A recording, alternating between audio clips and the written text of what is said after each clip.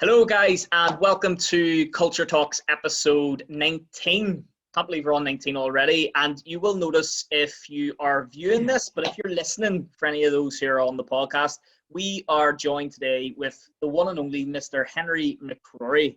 We're absolutely delighted to have Henry on because we've tried to have him on for a long time now, but he's very busy. So we've pinned him down today, and we're going to get some, as Evan Wall says, secret sauce out of him and see what the inside scoop is from the Creative 3. Henry works, as I mentioned, he owns Creative 3. So the Creative 3 alongside his two other founders, Chris and Connor, isn't it? So basically... I don't even think Connor's 20. We haven't gone 25 years. Unless Connor came out of the womb. I don't know. I just always assumed that at Creative 3... Connor's 24. Is he 24, is he? No, he looks older. He had a hard hit. He's not. Hopefully, he doesn't watch this. In. But anyway, two fellas, Henry and Chris. to give a bit of an intro, and I'll hand it back to you, Henry. But Creative 3 can help you promote your brand, whether it's through imagery, whether it's through sound or video. Some of the videos that they put out are unbelievable. I'm definitely a fan, and Chris will know. If you're watching, Chris, I watch all your Facebook videos, even just its stories. They're fantastic. And the type of content these guys are putting out can genuinely make a difference to you and your business. Henry, again, as I say, that's probably not a good justification. Tell us a wee bit more about you and Creative 3.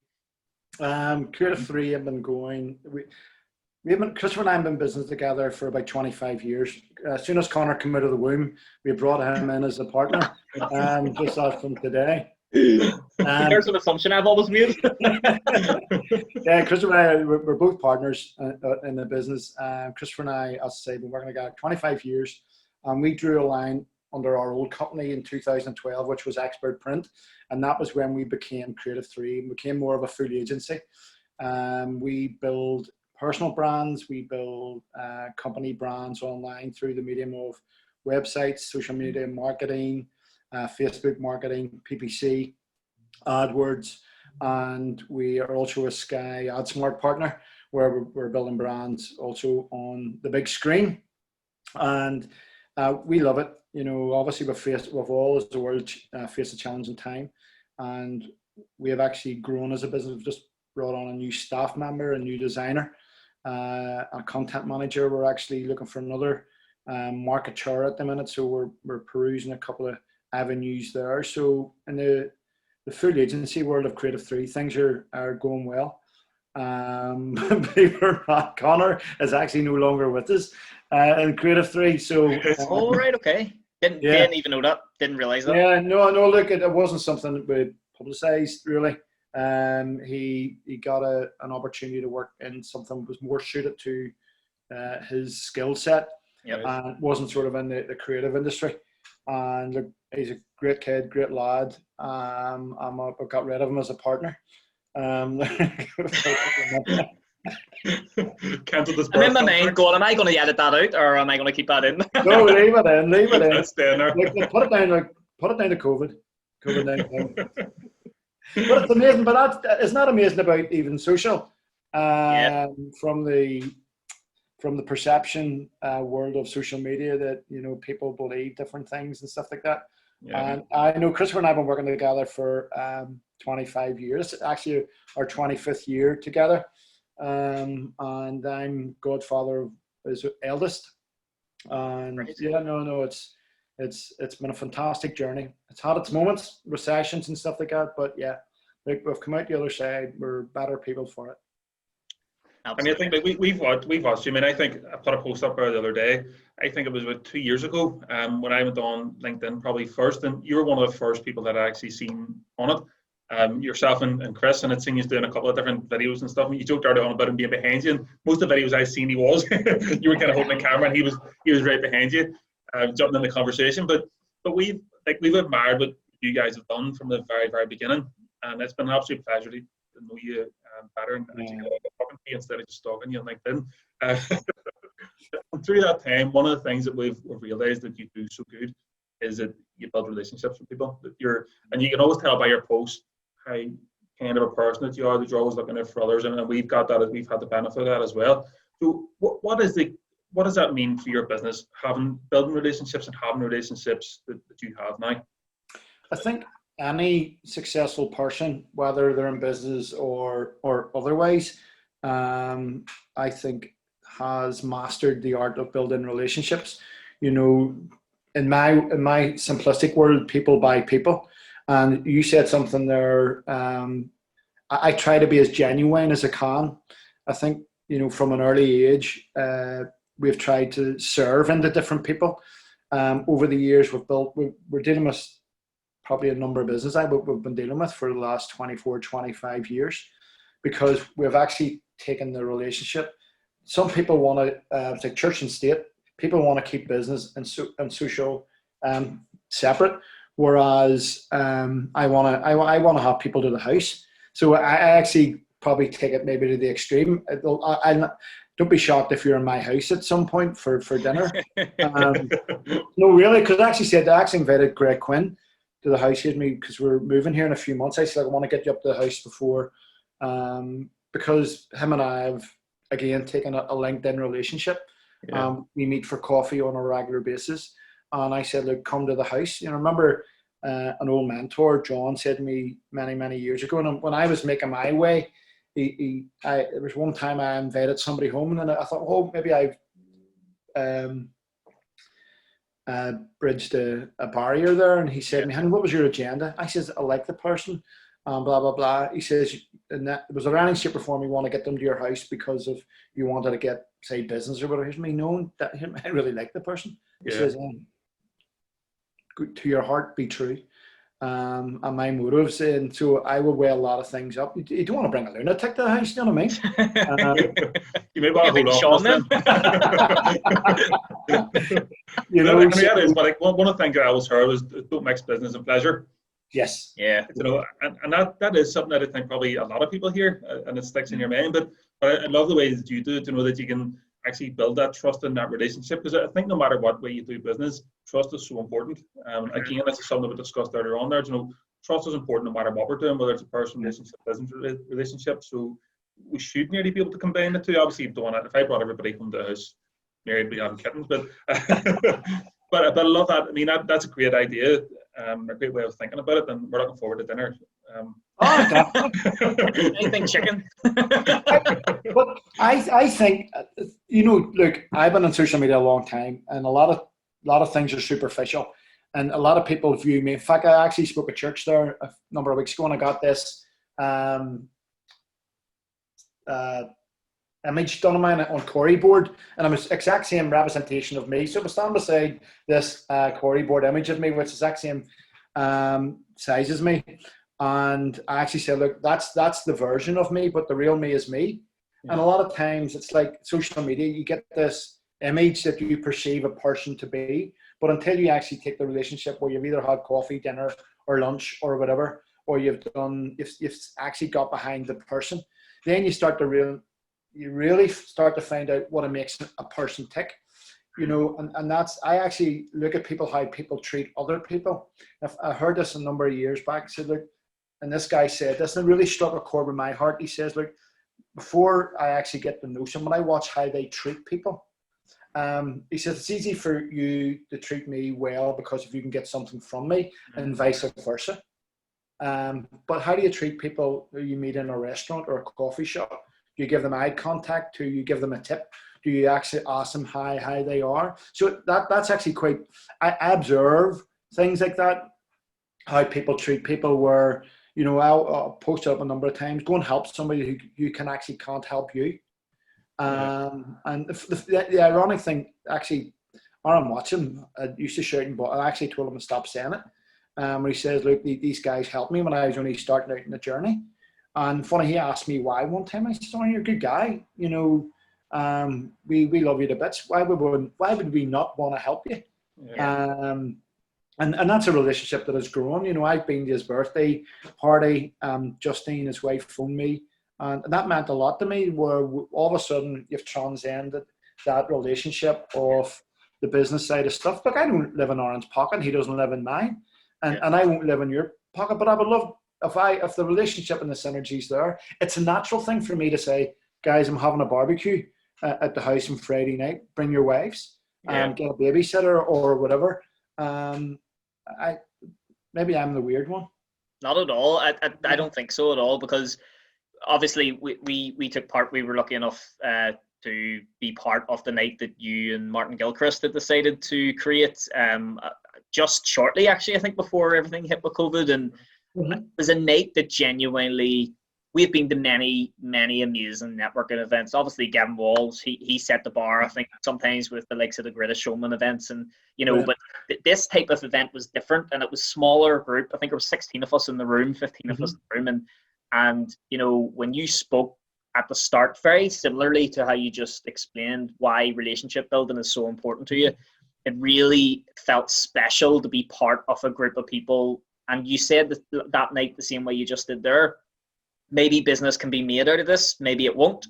Maybe it'll just simply be support. And that's something that can add value to you personally and professionally. And that really sort of stuck home to me, and I think it's so important for people to remember that, to understand that you don't have to necessarily always get something out of it. You don't always have to necessarily, if nothing else, you at least have a good laugh with somebody, and that they're in it with you. We know that there are days, look, we're not behind the door. It's challenging times for us as a business. We're only in business a year, and we have a lot of really promising leads, and yes, we have money coming in the door, so we're one of the lucky ones, and we view it that way. We're grateful, but it's also nice to be able to hear success stories like yourself and Chris, where you have been through the wars. It's not the first war you've been in, and you understand that overall it will pass. You just need to make sure that you surround yourself with good people, keep true to your purpose, and make sure that you're adding value to the people around you. And I think you're one of the people who genuinely stand out, Henry. If you reach out, it's not because there's a hidden agenda necessarily. You'll always be straightforward. You always try to add value. And I know if I ask you your opinion on something, you're going to tell me, even if I don't necessarily like the answer, you're just going to tell me the truth. Unfortunately, there are a lot of disingenuous people, but I would say the majority of people just want that support. They're willing to give it back, if they receive it. I think, and I think it's unique to our country as well. I know there's a lot of good guys in the mainland, like Dean we talked about earlier, who are genuine guys, but I think we've got a special nature here in Northern Ireland where we do try to think the best of people. We do try to be givers, and I've experienced that throughout my life. Even when the last recession, I've talked about many times, where there's people rallied around me, and to be honest, I probably wasn't the greatest person to be around. That I wasn't hyperly down or hyperly up. I was flatlined and I had some great people around me who midwifed me through a real bad time, and it was through that actually Christopher and I took our relationship from business partnership to a new level. I said, look, let's draw a line under what was, and learn from these mistakes, and learn from the education, financially, relationally, spiritually, that this time has actually brought to us. And then we started to do things just a wee bit differently. But we've always tried to treat people right the whole way through it. We've to our own detriment, we've walked away from things that we should never have walked away from. But relationship was always something we've always have a policy: never burn a bridge. Never burn a bridge. Relationally, even in business where some don't work out over the years, we say, look, the key thing is for us that we part in good ways, that we want to say good things about you, and the relationship has got the sell-by date on it, and this is it.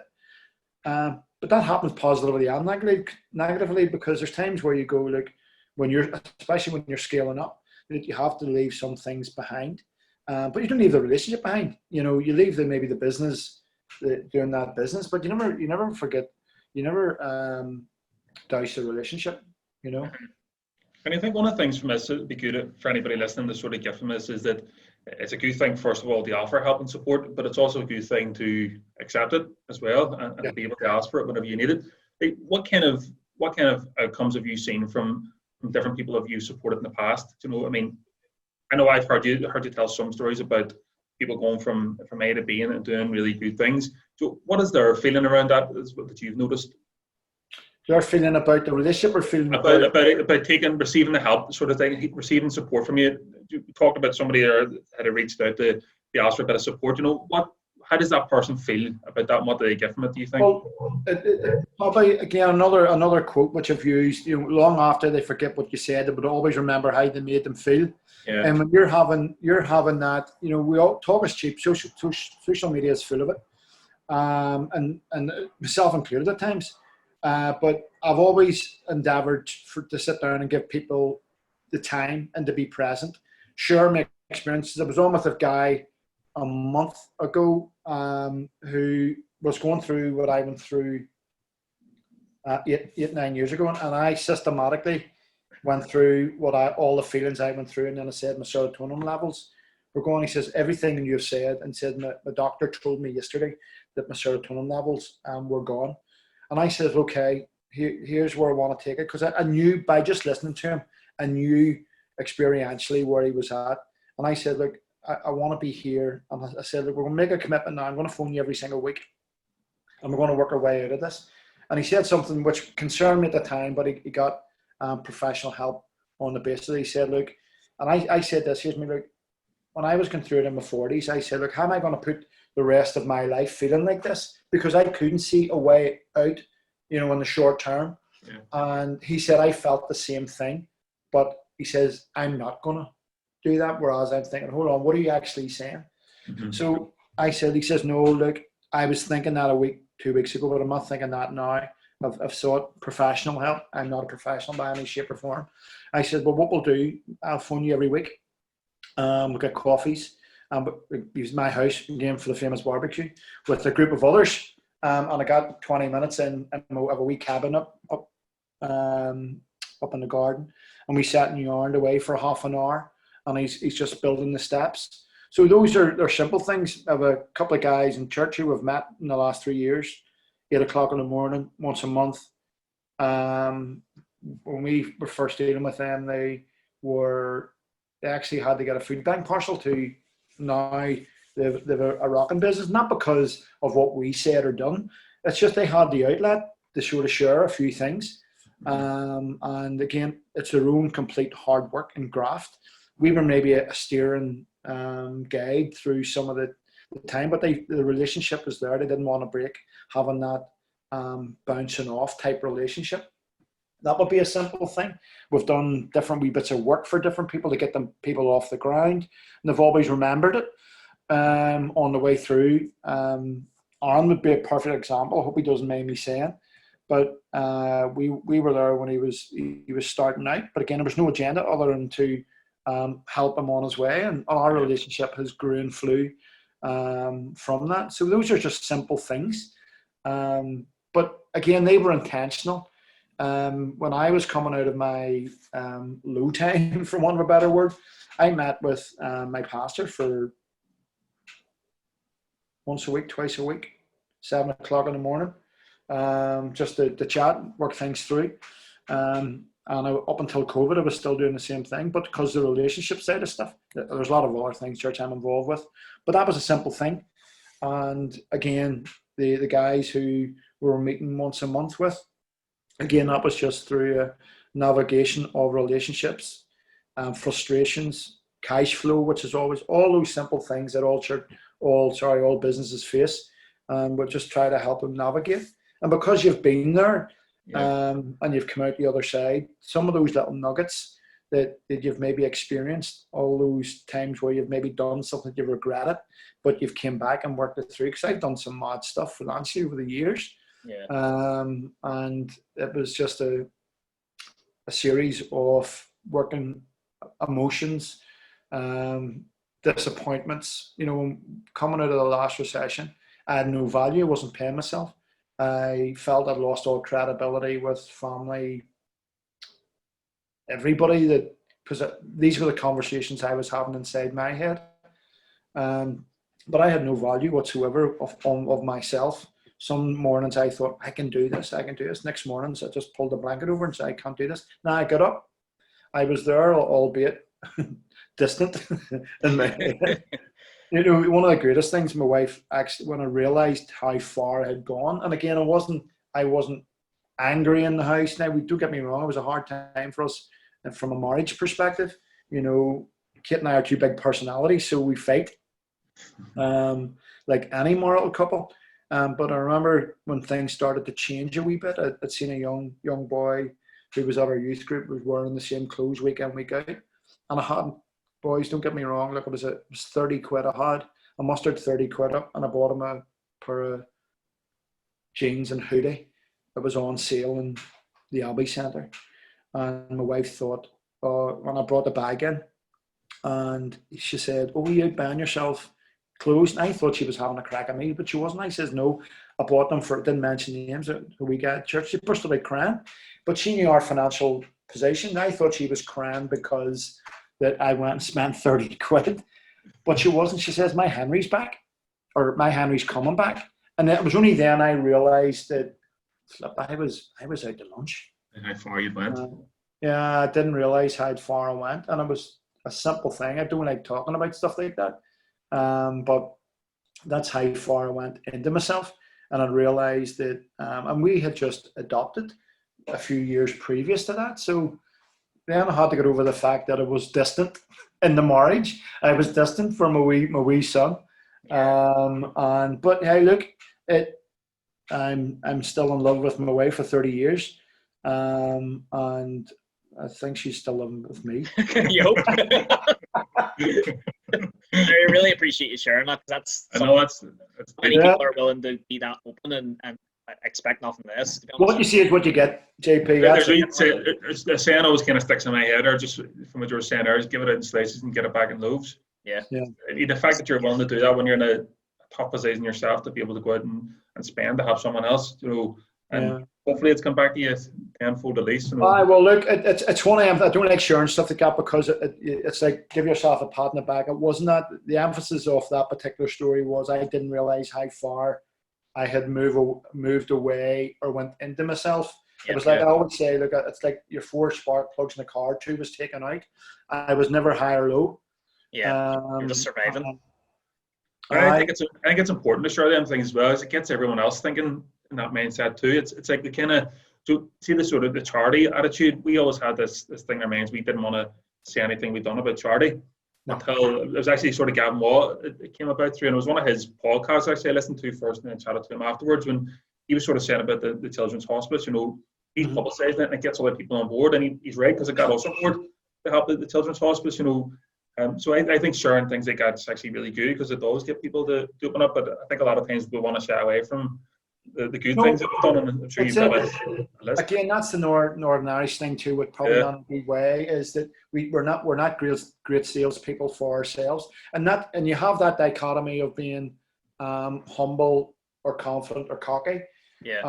And the only emphasis of that story was that it was like an epiphany for me that I had went so far into myself that it took something like that, simple thing like that, to actually highlight to me that I had, obviously I wasn't present for them.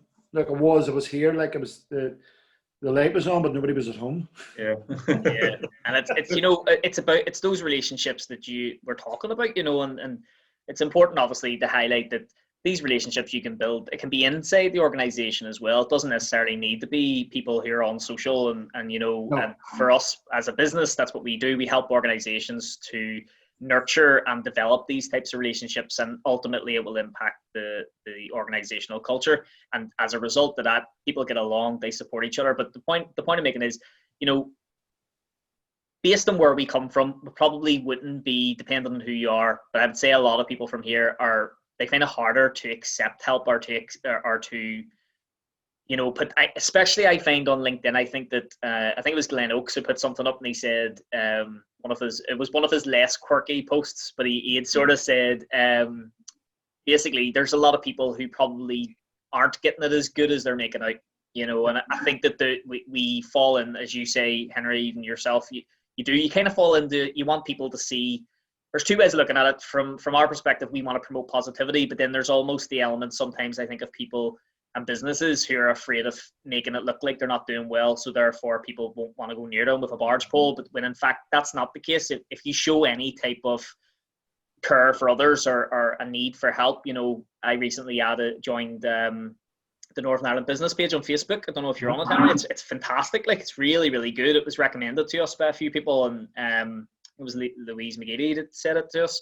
And the amount of people who are just brass necking it, putting something out there, you can tell the post they're putting out, they don't even know if they're going to get something back. And it's usually the one where they're basically putting their hand up and saying, need help.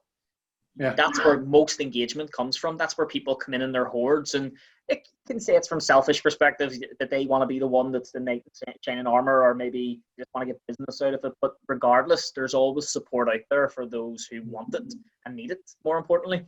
And I think looking to organizations specifically, we do fall into our own wee sort of subcultures, and people ask us about this sometimes, and that's fair enough to an extent, but as long as the overarching goal is that we all work together and we're all working towards one goal and one dream. People ask us a lot, what happens if there's somebody who just won't change, and we want to give up on somebody. We never really want to give up on anybody, but really when it comes down to it, if you say to them, are you willing to build relationships? Are you willing to add more value? Go a little bit further than the Call of Duty here and say, yes, I'll give something rather than just take. Then that's whenever you can become part of something bigger. And I think with you, Henry, that's what you personify, something bigger, bringing people together. Even the Friday, it was meant to be beer, but I don't think many times people had that much beer on the Friday on the Zoom call. That's what we did. But he's a bit of a connoisseur with tasting them, so but for me, and I've said this to you before, and I happily have this recording of it, but for me, through the challenges that Sean and I were facing, and through just general life and personal stuff, with COVID, anxiety levels were up through the roof. And see that Friday call, I think when I jumped on, you were about 2 weeks into it. I think I missed one of them for a really good reason, but aside from that was, I don't want to go so far to say as a lifeline, but it's something I really, really look forward to every week. And I was telling Sean all about it, and Sean knows better than anyone. If I'm interested in something, he's going to hear about it, and Laura's going to hear about it. Yeah. But for me, I don't think that ever building relationships and the support that can come from a group of people who are like-minded on a journey together. And I know that you've told us you were very specific about some of the people who were in there, especially those like yourself who have a lot of experience. And for me, looking on, it was inspiring. It was something that held me accountable to make sure that I was switching the camera on and I looked good enough to be on camera. So you made sure I was wearing a shirt. And the accountability, the story, the story. I think Sean, you were able to make it onto a few, but like the stories you see. He made it onto one JP, and then he stopped it the week after. Because you were in the crack, it was a bit of a laugh until you come on. Sean killed it. You set me up with Sean. Wasn't Sean? Wasn't you set me up with him about the subtitle thing or something? Oh, yes. As soon as it come on, yeah, you had that one ready for me. That's right. That's right. As always, land me in it. That was set up. But look, I think it's important for those who are watching. Relationships are everything, whether it's inside the organization or outside the organization. And I think Sean mentioned there that we don't like to, like you said, Henry, we don't like blowing our own trumpet to an extent. And Sean, you put out a post about support there last week, and you've had a few people reaching out, and thankfully, hopefully moving forward, we'll be able to help those people. I think sometimes maybe it's a lack of confidence. You're afraid to say, look, we've been there and done that. We've only been out in our own journey for about a year now. But the things we have learned in that year. So when I'm looking at you, I'm seeing, you're saying 23 or 24 years of business there. I'm going, holy crap, what have you learned just in that process alone? Not even just your own, what have I learned personally from this, but what we've learned in 1 year. I know somebody who's stepping out the door from employment tomorrow, I'm saying, don't do this, this and this, make sure you do this, this and this. So for you to be somebody who's out there, and I think anyone watching, not that I'm asking everyone to knock your door down, but you've added so much value to us, even just on a personal level, and hopefully we can keep whining at you every other week. I think that's something you said there, JP, though. I think that is something that's true as well. I mean, from our own perspective, whenever we're offering support, before we offer, we're kind of going, what can we offer? In your mind, you always question yourself, and look at somebody like Henry. I mean, you've been doing it for so long, you're so experienced, and you've been through so many ups and downs. So you have bucket loads more to offer than we have. But then when you sort of pull it back again and actually think about it, you're kind of going, look, you're here to give what you can give. It's whatever you can give. It's like, you're better giving a penny to a charity than nothing at all if that's all that you have to give. So sort of thinking about it that way. And I think the feeling around being able to help somebody, like for me, actually builds my confidence a wee bit. If you feel like you can offer that support to somebody, I always feel like in the working environment, we've always got so much back from being able to support. It was always younger ones mainly that we were with in the working environment, but being able to support them and see them grow and thrive, like that feeling's amazing. Yeah. Better than that. I was just going to say, Henry, sorry, go on ahead. I think don't hide your light under a bushel, guys. You have probably a lot more experience than you realise. And I think that's probably one of the biggest lies that we can tell ourselves away. You had said it there, Sean, you're better giving a penny than and hopefully give £100, but maybe never going to happen. Yeah. But I know what you're saying.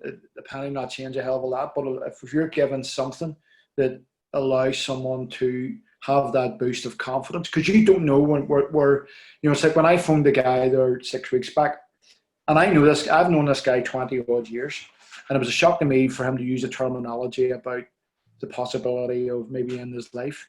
And I thought to myself, you just don't know how far someone has gone. You don't know. When I was asked for coffee recently, I didn't realise not only did the guy lose his job, but he's lost his family as well through whatever. I don't know it didn't really matter to me. What mattered to me, and I said this to him from the outset, you and I have a digital relationship. My biggest concern is what's going on in your mind and what conversations you're actually talking to yourself. And the fact that you're reaching out is a very, it's an honourable, powerful, life-changing thing. Did I help him? I have absolutely no idea. And that's because some people come to you for advice and don't listen. Some people come and hear and they become reassured. There's a guy who's maybe been through it and come out the other side. That could be enough. Yeah. You genuinely just don't know. The fact that you've actually put that post out has probably encouraged a lot more people than you realize, because people on LinkedIn watch a lot but don't engage a lot. And the fact that whether it's now or whether it's 6 months down the line, someone will park that post in their head, and it could be somebody who's on furlough, or it could be someone who's maybe could lose their business in a year's time. That's logged, and you'll be in a different place from then that you are maybe now. But you've sown the seeds of, hey, I'm here to help. Conversation, problem shared, sometimes a problem halved. And people just want to be heard sometimes. And you might be the person giving a wee bit of direction. And you've been through a lot more than you realize. And personally, I'm excited for you guys purely that you bear something in the time of scarcity. You know what I mean? And we're learning on the hop at the minute. Big time. You are.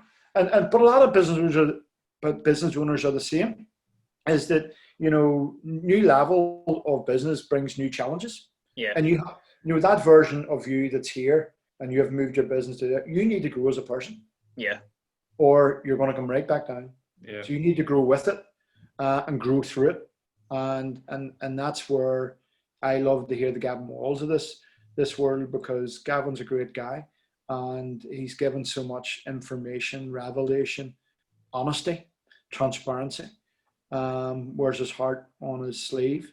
And then you go, if he's feeling it, I can push on for another day. And that's all somebody wants to know. I'm going to push. I'm going to keep pushing on because Sean put the post up. One of our things, like even within, when we look at like management teams, one of the things that we would hear an awful lot people are saying is, I don't have the time. I don't have time to do it. I don't have time to do this or that. And I think probably in business as well, sometimes you can look at it and go, geez, I need to focus on that. I can't give an hour to somebody else. But whenever we can look at the people who are a success, you say, Gavin, yourself, they are the people who have put that time in, and even in the organizations as well, the management teams who put the time into their people. Are the ones that are more successful. So like, it's something obviously you encourage people just not to try and get at that kind of mindset. I mean, how do you feel about that? I mean, obviously you're investing in the firm at the time, I'd say, and the others. I will if I phoned a new guy, I made sure I touch base with him at the end of each week. and I said to him, look, because we're working remotely, again, he's been offered to the house. In fact, my wife said to me the other, which was a bit of a shock, and she says, "Henry, I would love to meet him." But there's going to be this conveyor belt of people coming in there. I'm going to get one of them food vans and just say, look, I'm just come in there. You don't have to cook a night for dinner with yourselves, just. I know, but again, I try to build people, because if you build a good person, they'll build a good life. Yeah. And it's people that builds businesses, you know, and the guys who are maybe working and doing well from their bedroom and all the rest of it, albeit I wish I was one of them. I'm really, really pleased, but I just love the interaction. I missed it massively over the lockdown. Yeah. I had to walk down the fields a couple of times to get my thoughts together, because I did find it difficult a couple of times because I was stuck to this desk, you know, 8 hours a day. And I just had to keep, but I knew this is the thing when you're stepping up, you know. I've watched a couple of fighters step up weights and get chinned. And sometimes you step up the grades. I've watched some fighters who are world champion at their level fight world champions at a higher level and get their, you know, they've got chinned really. Yeah. But instead of fighting a couple of guys who are going to lean on you, push on you, not easy hits type of thing. But I found coming into COVID was that I said to my wife, I says, Kate, I know what's coming here. If this is a recession, like no other, where we're being locked down, a recession, I could have went out, I could have drove anywhere. I couldn't do it here. Mm-hmm. So I locked down with the business. I had sheets of paper beside, just as I have now, and started work. Yeah. Phoned everybody. In fact, this is what I had done. Some of the guys that I've built a relationship that I'm doing business with, I didn't know how they were doing. You know, we were all locked down. I was sending them text messages. Now, most of them responded. Some of them didn't. I said, look, I'm just thinking about you and your family. That was all. If you ever need to reach out, you've got my number. That was it. And nobody made mention about it, but it was part and parcel of the touch points of the Friday afternoon call. Just one other thing. But yeah, I take time for people. I want to make sure people are all right. You know, even when Connor moved on, the key thing for me, as I said to him, don't be a stranger. There's, you know, I hope it works out for you. If it doesn't, there will be certainly something for you that can help you with. In fact, I was on with him this morning about something, just trying to help him, because he's a wee guy making his way in life. He's got a girlfriend. He's got a life to lead, and I just want to be part of the solution. You know what I mean? I don't want to leave him with problems, thinking that I hate him or whatever. Yeah, that's a great view on it. You know, wanting to be part of the solution. You know, with us, what we've found, and even in past employment, like a lot of people would look at you and say, "Why?" You know, like why are you bothering? And Sean and I have sometimes I think why. So we'll just finish it there, will it? But then you go and do it again. But you know, it's literally been said to us when we were full-time managers, like, you're paid for 40 hours. Why are you even bothering with this? Or, you know, even now, people who are friends or whatever, who are not on the same type of journey, we're all different journeys than us, and they're going, why do you put so much effort into this? Why do you think it matters so much? And it comes down to people. It really always... I have a family member in particular would say to me when you're doing something, they go, "Are you getting paid for this one?" Okay. I know.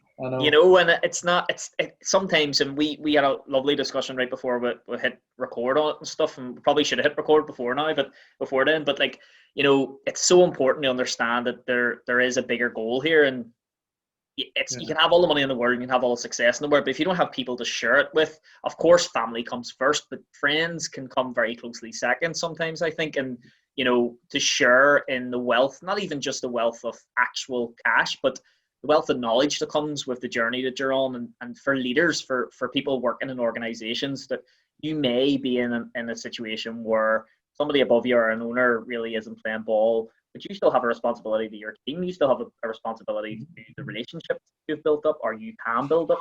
And it's important to understand that it does matter. It does matter to take the time. I can hear Laura coming in here. It matters to take the time to build those relationships, simply because people will, as you said, Henry, earlier on, they'll remember how you made them feel.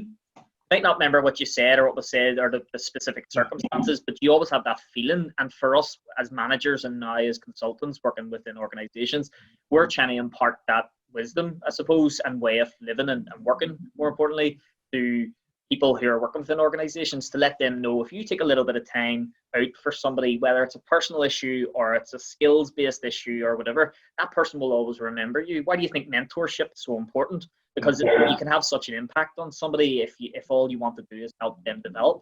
And with you, Henry, a lot of times it doesn't necessarily mean, nearly every time, you're not trying to get anything out of that, but I bet a lot of times you do get something out of it, even if it does come from financial perspective, whether it's somebody coming back and saying, do you know what, I wouldn't refer anybody higher than Henry, or I wouldn't put anybody else. The first person I'm thinking of is Henry. I know we do it. I know we think of you straight away if we're thinking for somebody to be helped with website stuff or helping with recording videos, and that's not just because we've built a relationship, but it's because we respect the work that you do. It probably did come from the relationship building side of things, you know. So anyone watching who's in a business, and I know a lot of this conversation has maybe been, it's all entrepreneurial. Anyone who's watching, I hope you've taken value. But if you're in an organization, it is as true to you in your situation within the teams that you're working with, and the skills that Henry and the attributes that Henry has displayed here affects your team. It doesn't necessarily, I know a lot of people, unfortunately, who moved into management for the wrong reasons because they just want more money. And management is only one, I would say 20% of 100. I'd say leadership and building relationships, and leadership is very much about influence, and the way you influence people is by making them feel a certain way and by leading them towards something alongside you, not going in and pointing the finger and saying, I'm a manager, I've got a lovely badge and I get to tell you what to do.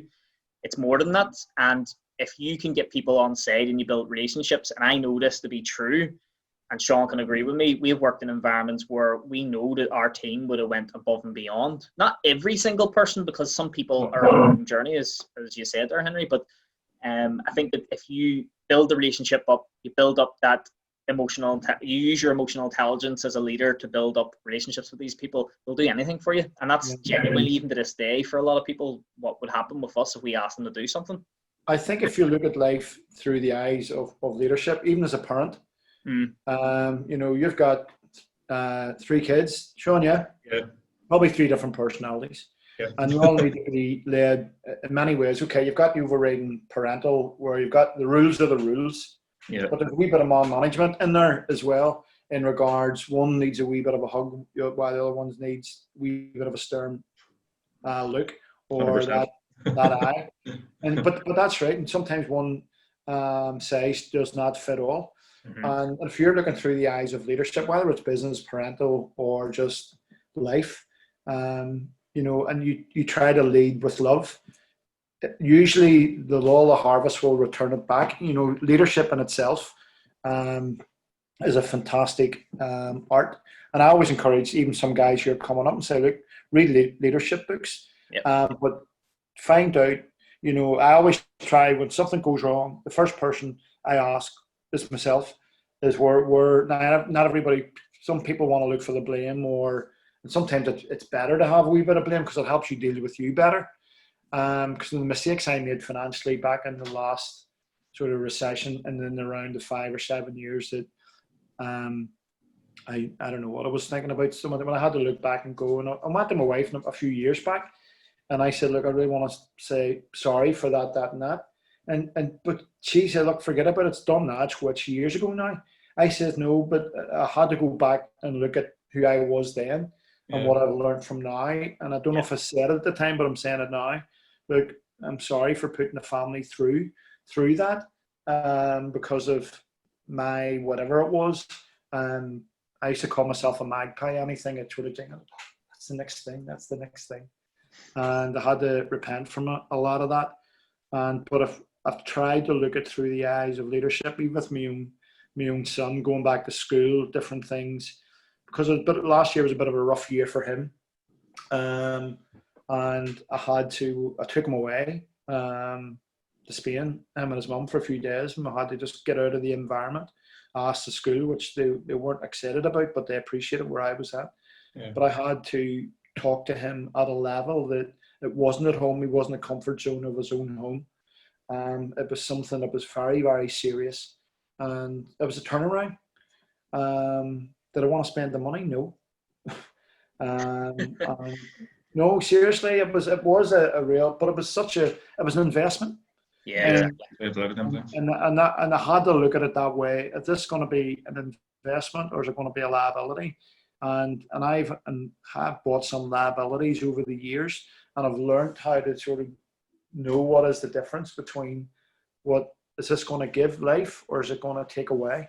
Yeah. And it's also that investment of time, Henry, as well, which is important. I know you're going to Spain, but you're obviously going there with one objective in mind, and to take that time out, even away from the business and things like that as well. You know what? That's important, and it's important that people do that too. To invest time. It wasn't just about him; it was about his mum as well. I was anxious. I grew up in a broken home, and I know all the repercussions that comes from that. And I had to step in, but I had to take some form of leadership in it because his mum was upset. I was thinking about the repercussions. We were all stressed. He was stressed, and it was a hard, because he goes to a great school in Belfast, whereas I didn't. I survived through school, and when I look at that time, as much as I wouldn't want to maybe do it again, I hope I don't have to do it again. But it's taken that the view of leadership and say, right, okay, I need to grab this. But again, it was led with love for myself, him, and his mum. Yeah. And there was a corner definitely turned, the incoming months after it. So you said it about leadership, in your own home. I think a lot of our conversations always end up going back to leadership. I think we've, through Culture Talks, we're on episode 19 now. I think maybe 3, possibly 4 episodes were centered around leadership and informal, formal, the traits of it. And I'm sure it won't be the last time that it comes up in conversation because it is so important in life. Actually, a family member was telling me she works for the health service, and she's now kind of nodding more towards the leadership elements and the business elements, how teams work. And I think people don't realize that there's a lot of psychology in it. There's a lot of behavioral stuff that you need to look at, and why people act the way they do, and what works and what doesn't work. And it fascinated me work at uni because I'd done a part-time degree. I would say that I probably struggled through school, and then it was only through work that I realized, hang on a minute, I'm very interested in this topic. Done really well. I loved it. Loved every part of it. And the parts that I actually enjoyed the most were the theoretical reasons why people, because I was putting them in practice in the work, so I was able to look at what the theory said, start imparting that on. How do you motivate people? Why are people motivated? What motivates them? And impart that on people then. And that's what we have now. We do it every day.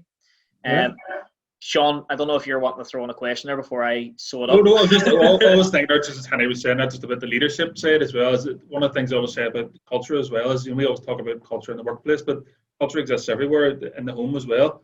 And it's important that you do have a leader there to kind of lead the culture and sort of keep people together and keep things right, because it exists absolutely everywhere.